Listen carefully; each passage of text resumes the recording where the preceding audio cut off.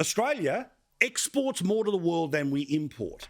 Now, way back when, it used to be the other way around. This was, of course, called a trade deficit, when you import more than you export. But now we export more than we import. And this has been the case now for many years.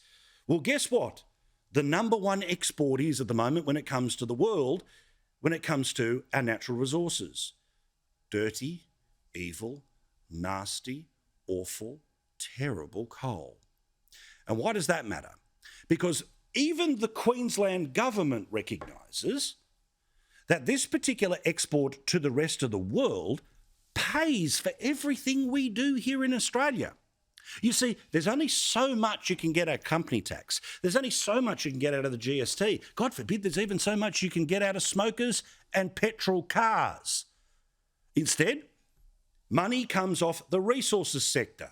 Now, in Queensland, despite the fact they promised they weren't going to increase taxes, they have increased taxes multiple times on the coal industry, and they are now, to cover their political backside, telling everyone the absolute inconvenient truth. That if you want the hospitals that don't really work, the police service that hopefully turns up, if you want an education system that means you can effectively send your kids to school for free, oh yeah, apart from the $1,000 you have to come up with, or send things like paper or toilet paper like they do in places like New South Wales, you can't do that unless you have government revenue. Now, nowhere in big green energy is there anything that will replace the revenue stream to state or federal government than the resources sector. In fact, there was a fascinating moment that Boris Johnson was confronted with while everything was crumbling around him last night in the UK. He was being asked about his pledge to ban the combustion engine, to effectively move everyone over to electric vehicles. And what would you do with the billions of pounds that the UK government gets from petrol taxes? I'll get back to you. Well, if you want to ban coal, Adam Bant, where does the money come from? Because I know your theory is to just go after millionaires and billionaires, or maybe you could do what they do in Victoria or Queensland, which is to pretend that big business is defined by turnover, not by profit. But make no mistake, you ban this, you stop exporting this, you stop digging this up, there are giant black holes in every state and federal budget for as long as you and I will live. Also worth mentioning too here. Now, you know how the Tiffany Teals did their bit at the federal election? Well, now they're trying to do their bit at the New South Wales and Victorian state elections. But amazingly, one of the freshly minted Tiffany Teals has said, please don't do this because somehow it will undermine my awesomeness. Now, they're still going to do it in the seat that Monique Ryan was able to take off Josh Frydenberg. But they're not going to do it because she believes, that being Zoe Daniel in the seat of Goldstein, that will undermine her efforts as the local MP.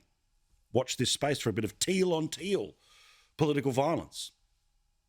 And finally, on this show, we try to adhere to the values that have made Australia the greatest country in the world. Not the most perfect, but one of the greatest countries, if not the greatest country in the world. Those of us who have, either in living or direct memory, a parent or a grandparent who served this country in World War II. Well, there are plenty of people who are very aged right now who served in World War II, including a bloke in the United States who has just turned 100. And he represents the spirit that we fight for in their honour every night on this program.